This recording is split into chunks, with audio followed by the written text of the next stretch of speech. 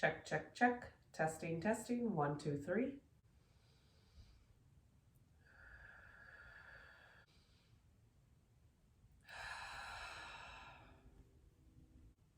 Welcome back, everybody, to a new episode of Create Your Own Truth. I am not gonna lie, I am nervous to record this episode. I feel like all jittery and a little fluttery in the stomach right now. As you can tell by the title, it is about breaking up with alcohol. And I don't exactly know where I'm going to go with this episode, but I have a feeling it'll be a little bit on the longer side. But I just wanted to record something. First of all, I got the suggestion to record this from someone in my life who was on a similar journey. And I have a feeling that a lot of people are going to relate to this. And from what I see on social media, from other people I follow, and it just seems like people are on a similar path. And what I'm talking about is, quote unquote, breaking up with alcohol. This has been something I have wanted to do for a very long time. And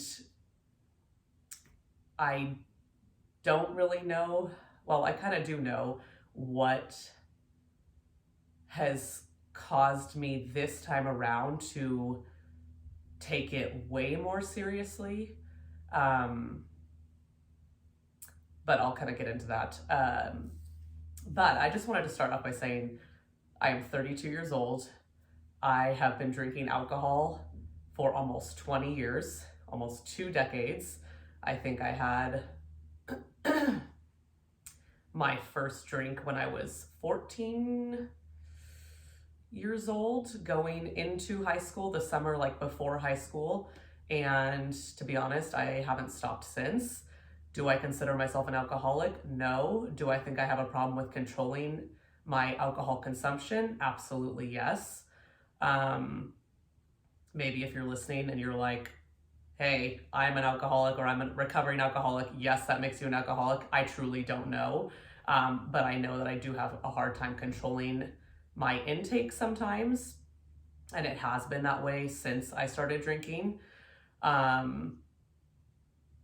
So yeah, I have almost 2 decades of experience with alcohol, and it has taken me that long to finally be serious about making a change in my life, because the way I have drinking it no longer aligns with who I am and who I want to be and where I want to go with my life. So I finally had to decide, okay, am I ready to make a decision, or do I want to keep living in the past and keep holding on to this past version of myself when so much of me has grown and evolved? Why am I holding on to this one thing from the past? Not that that's the only thing I have to change. Believe me, it is a never-ending journey, this inner growth journey, and there are always things I can work on, and I am always working on. But why am I holding on to something that is so clearly holding me back and just no longer aligns with who I am anymore and the person that I want to become? So I'm going to start by giving a little bit of background on this most recent time that I have given up drinking, because like I said, I've been drinking for almost 20 years. I have probably for the last 10 years tried to control my alcohol consumption in some way or another. I can even remember in college, or maybe right after college, 22, 23 years old, so about 10 years ago, where I would even take a month off of drinking because I just did not like the way I was feeling. I didn't like how I was behaving and the outcomes of drinking so much and the results that it has on your life. So even 10 years ago, I would take a month off of drinking. And that just goes to show you that I have been trying to make a change for about 10 years. And of course, college, it is very social. You go to a lot of parties. There is so much around alcohol.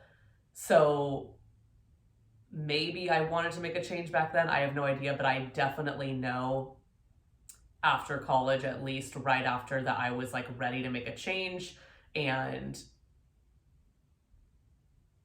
I would start by doing like these little, like, hey, I'm going to take a few weeks off, but it never really stuck.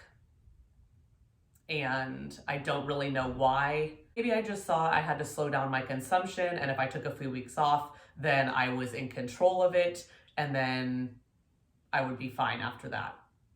But every single time I took a break, anytime over the last 10 years, eventually I would end up over consuming, getting blacked out drunk, waking up the next day with an incredible hangover, and full of regret. So clearly what I was doing by taking a break, or sometimes I would set limits for myself, like, okay, I'm gonna have a 3-drink limit, and I would maybe do good for like one night or one weekend, maybe even the next few weekends, and then there would always be some sort of event where I would just plow through tons of drinks and wake up full of regret. So whatever I had tried in the past clearly wasn't working. But this time around, today is March 6th, 2023. I have not had a drink since January 1st, 2023. So a little over 2 months, about maybe 9 weeks or so. So we were in Vegas over New Year's, and to be honest, like, we were there for 3 nights. The first 2 nights, I was very proud of myself. I didn't really drink that much, even on New Year's Eve. Like, I felt in control. I didn't really have this desire to drink. It was different than any other Vegas trip I had been on before. It was a very small group. There was only 4 of us. And so I think that had something to do with it. It wasn't like feeling like this crazy party weekend. But sure enough, on January 1st, we went to the Niners game and had a lot of tall cans at the stadium, felt in control and everything, but we went out afterwards, and we were out pretty much all night. And I woke up in the middle of the night and was vomiting profusely, sick to my stomach, curled up in the fetal position. I can't count the number of times I got up and vomited, to the point where, sorry if this is TMI, but nothing was coming out. It was just bile, but you can't control it. You still feel like you have to vomit. So I obviously was very disappointed in myself in the middle of the night, feeling like shit, full of regret already. And it was probably like 2 in the morning, 3 in the morning. And I just had this overwhelming sense that I had poisoned my body. And I'm not talking about alcohol poisoning, where you actually need to be admitted into the hospital. I'm talking about the fact that alcohol is poison, and every time we vomit or have a huge hangover, it is proof that it is a foreign substance that should not be in our body.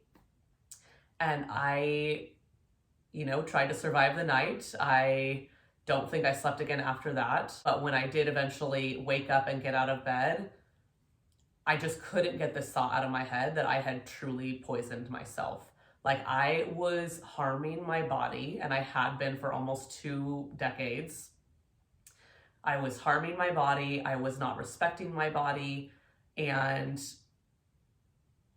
I want to live a long life. I want to respect my body. I want to nourish it. I want to fuel it. I want to take care of it. It is my outer shell that literally takes me through life. And what I have been doing for 20 years is completely disrespecting it. So that was kind of my final straw. And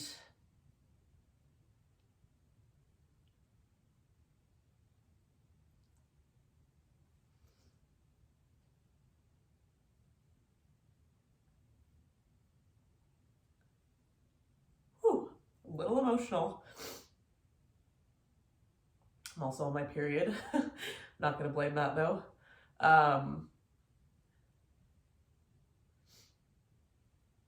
I just knew something had to change.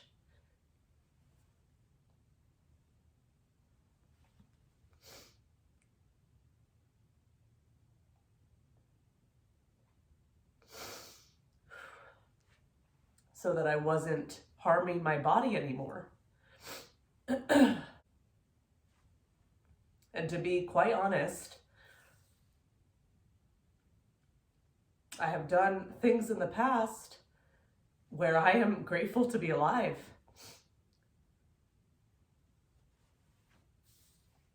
I don't know if I'm going to keep this in, but when I was in college, I got into a DUI accident. And not only am I grateful that I'm here today, but I could have killed so many people.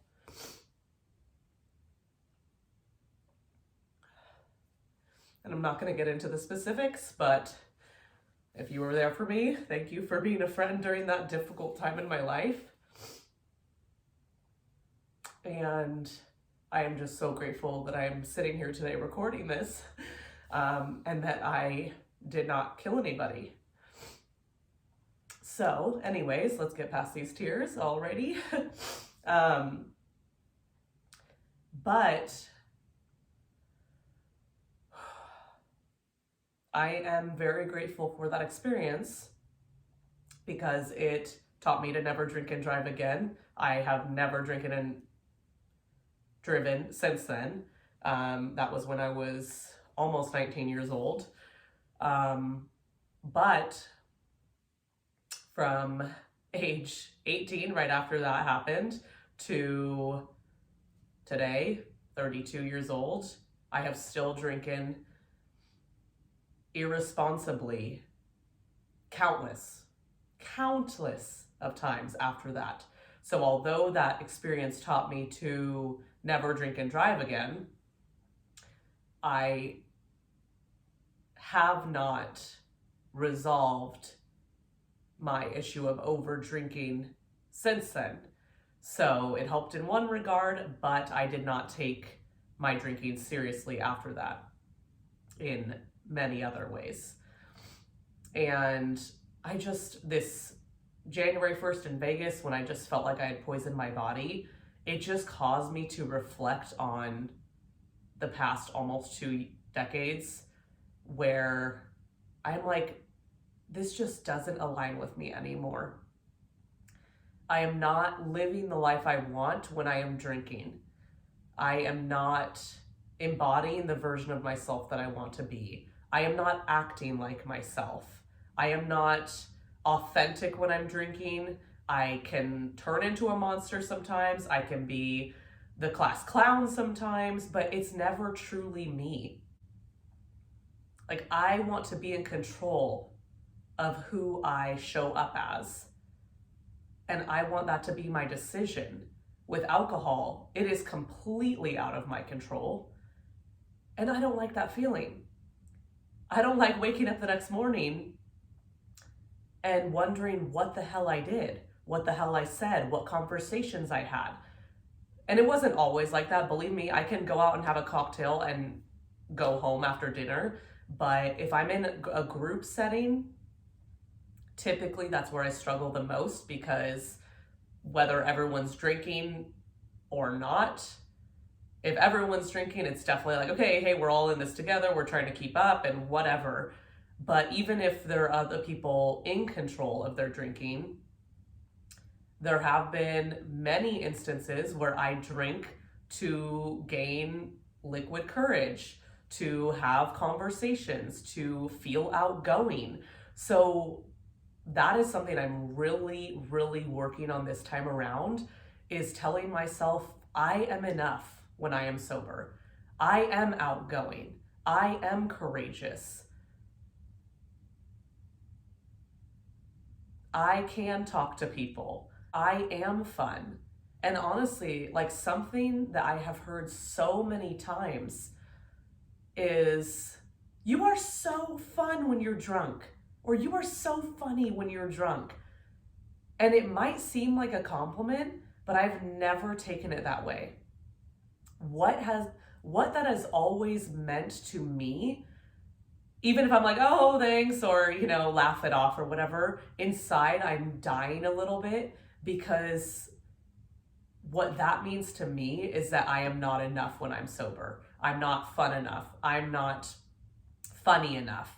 I am not outgoing enough. So that's what I've really been trying to work on, is affirming to myself that I am enough. I am outgoing. I can be a people person. I am fun when I am sober.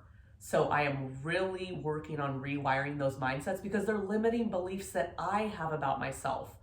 Even if someone else is saying, oh, you're so fun when you're drunk, I am taking on the meaning of that.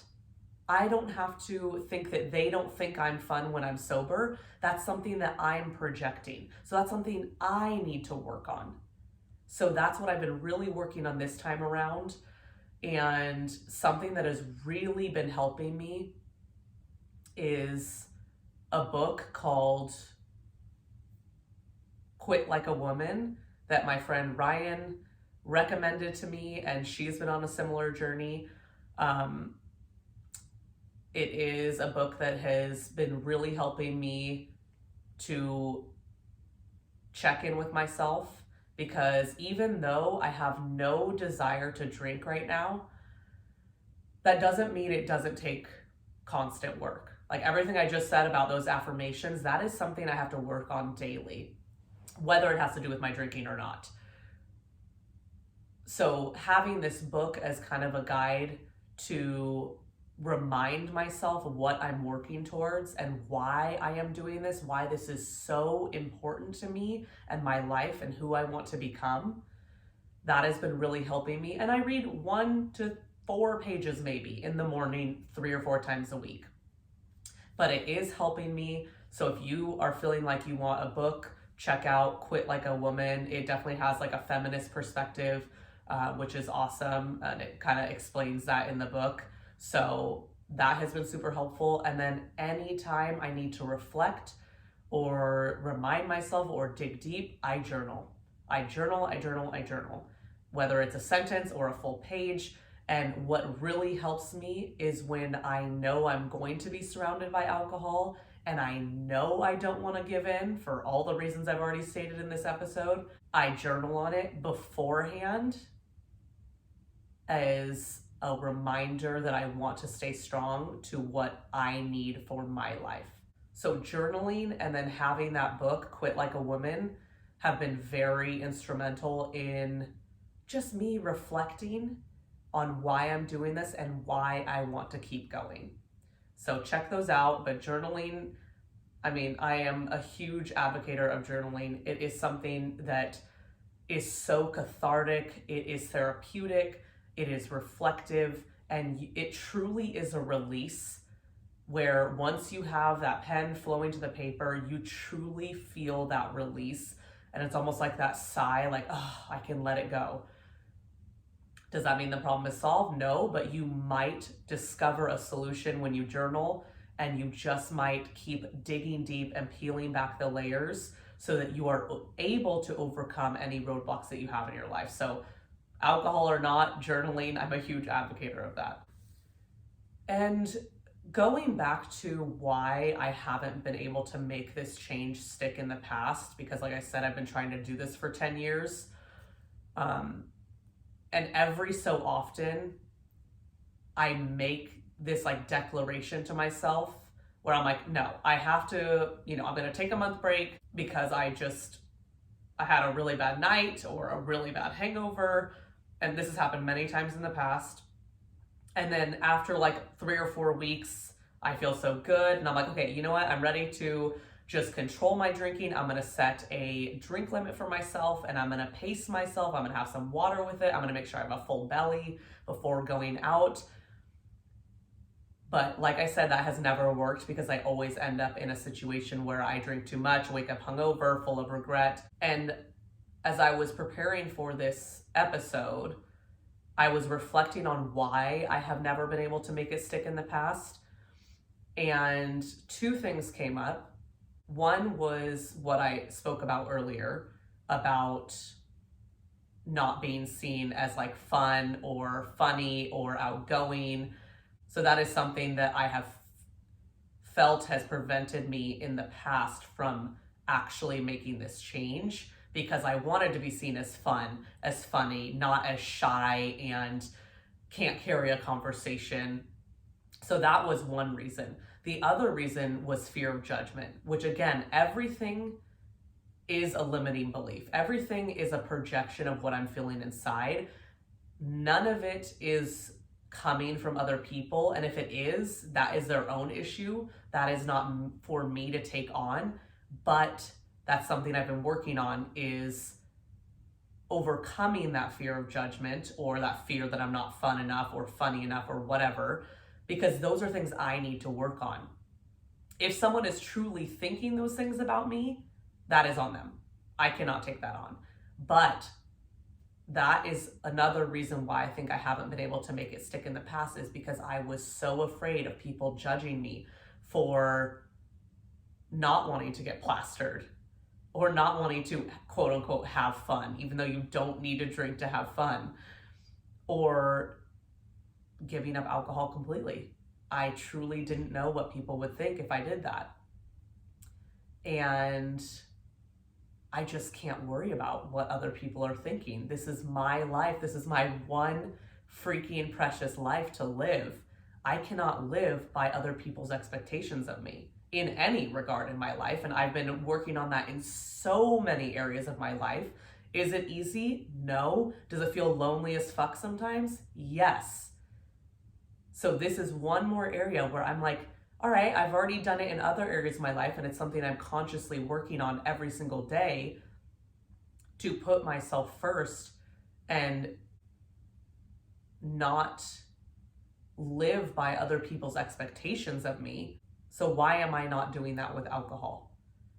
Why am I afraid of what other people are going to think if I give up alcohol?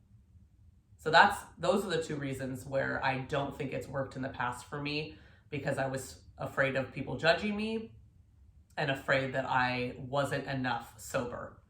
So this time around, I'm really working on that. And like I said, Quit Like a Woman is really helping me, and journaling every time one of those limiting beliefs comes up. I journal on it and I get to the bottom of it and remind myself that I am my number one, and I have to do this for me and no one else. So with that all being said, I have no idea if I will ever drink again. I am not claiming on this episode, to whoever's listening, I am not telling anyone in my life. I am not even telling myself. I'm not making a promise that I will never drink again.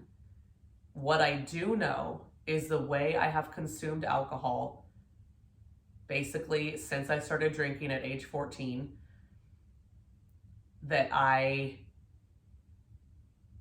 can't drink that way anymore. That no longer aligns with me or who I want to be. And that is what I know in this moment right now. At this stage of my life, I cannot continue on like that anymore. And I have slowed down a lot the last 2 to 3 years, believe me. The pandemic probably had something to do with that. And then moving to a town where I don't know many people has probably had something to do with that. But slowing down has not been enough for me, because even if it's 4 or 5 times a year where I get shit-faced, that's 4 or 5 times too many. So all I know right now in this moment is that I cannot do that anymore. And I know right now I have no desire to drink. So I will keep putting in the work to remind myself of that and what I want out of my life. And I think that's all I'll say about that. So this was shorter than I thought it was going to be, but I truly, truly hope that this helps anyone who has been on a similar journey. And I'm not telling you anything. I'm not telling you how to live your life. I'm not telling you what to do. I'm not telling you to give up alcohol. I just hope that if you have been wanting to make a change, that this resonates with you.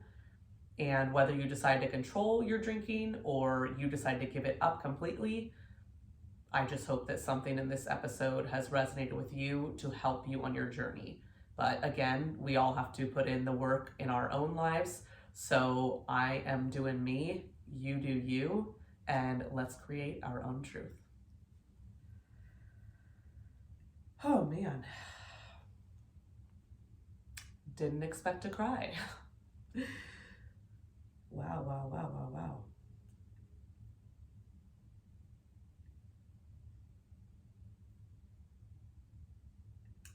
Okay. Whew.